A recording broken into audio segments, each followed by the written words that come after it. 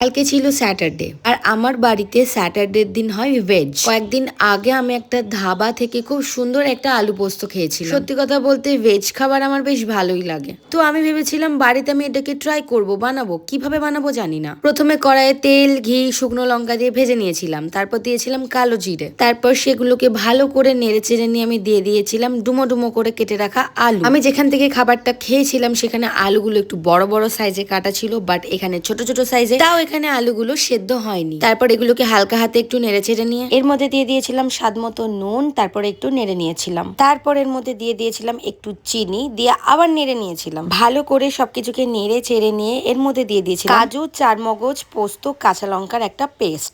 তারপর আবারও এটাকে ভালো করে নেড়ে চেড়ে নিয়েছিলাম। প্রথমে দেখতে তো বেশ ভালোই লাগছিল, কিন্তু তারপর একটা ফাহ মোমেন্ট হয়ে গিয়েছিল। সেটা হচ্ছে কড়াই আমি আলু পোস্ত বসিয়ে দিয়ে আমার ইনস্টাগ্রামের রিল ঘাটতে ঘাটতে এত মগ্ন হয়ে গেছিলাম যে আলু পোস্তটা পুড়ে গেছিল। পুড়ে যাওয়া কড়াই থেকে আলু পোস্তটাকে কোনো মতে কষ্টে শিষ্টে তুলে আমি নতুন আর একটা কড়াইয়ে বাটার দিয়ে ভালো করে এটাকে নেড়ে নিয়েছিলাম, যাতে স্মেলটা ঠিক মেনটেন থাকে আর খেতে আর একটু ভালো লাগে। সত্যি কথা বলতে আমি যেটা বানাতে চেয়েছিলাম তার 1%ও এটা তৈরি হয়নি সেরকম ভাবে। আর কিছুই না, নিজেকে আমি কিপ ট্রাইং বলে সান্ত্বনা দিলাম। এটাকে আর দ্বিতীয়বার বানানোর ট্রাই আমি করব না। দেখো, খাবার যেমনই হোক না কেন গার্নিশিং কিন্তু টপ নচ থাকতে হবে, সেই কারণে আমি উপরে ছিটিয়ে দিয়েছিলাম কোটি টাকা দামের পোস্ত। আজকের এই আলু পোস্তর ভিডিওটা এইটুকুনি। দেখা হচ্ছে নেক্সট ব্লগে। বাই।